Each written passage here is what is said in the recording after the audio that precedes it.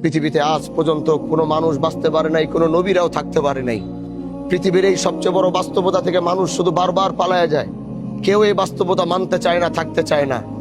এই জন্য জানাজায় আসলে পৃথিবীর আসল বাস্তবতাটা 5টা মিনিটের জন্য হলো মনে পড়ে।